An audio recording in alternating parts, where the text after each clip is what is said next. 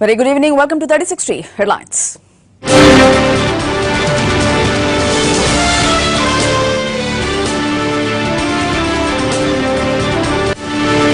యూపీలో anti terrorist operation ఉగ్రవాదిని మట్టుబెట్టే పనిలో ATS.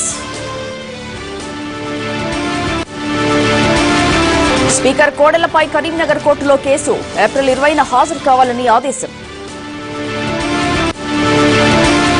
తెలంగాణలో పలు చోట్ల అకాల వర్షాలు భారీగా పంట నష్టం ఆందోళనలో రైతులు. సరిహద్దుల్లో భారత్ భారీ జెండా కెమెరాలు ఉన్నాయంటూ పాక్ అనుమానాలు. విక్టరీ జోష్ లో టీమిండియా కేక్ కట్ చేసి విరాట్ సేన సెలబ్రేషన్స్.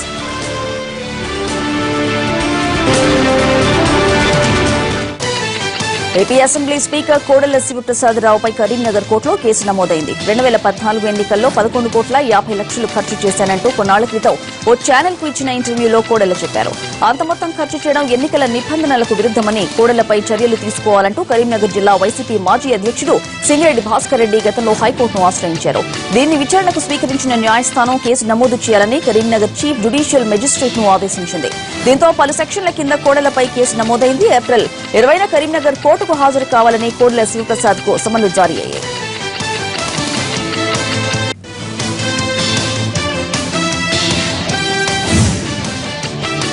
లక్నోలో ఉగ్రవాది కలకలం సృష్టించాడు. లక్నోకు సమీపంలోని ఠాకూర్గంజ్ లోని ఓ ఇంట్లో ఉగ్రవాది ఉన్నాడనే సమాచారంతో యూపీ యాంటీ టెర్రర్ స్క్వాడ్ రంగంలోకి దిగింది.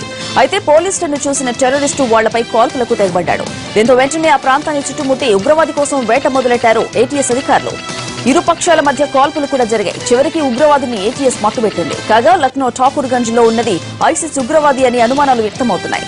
మరీ ముఖ్యంగా ఉగ్రవాదికి సంబంధించి దక్షిణాది పోలీసులు ఇచ్చిన సమాచారంతోనే యూపీ ATS దాడి చేసినట్టు తెలుస్తోంది.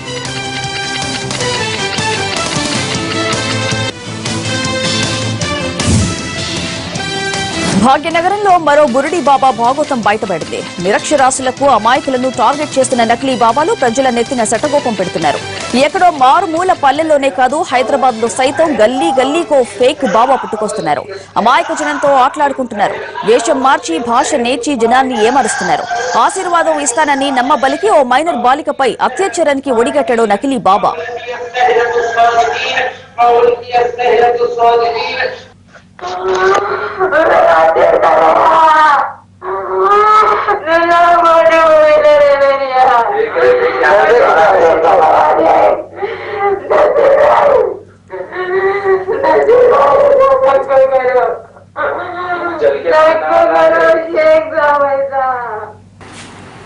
అహ్మద్ అనే నకిలీ బాబా అమాయకులకు మాయమాటలు చెప్పి నమ్మించాడు. ఆ తర్వాత ఆశీర్వాదం ఇస్తానని చెప్పి అత్యాచారానికి ఒడిగట్టి పారిపోయాడు.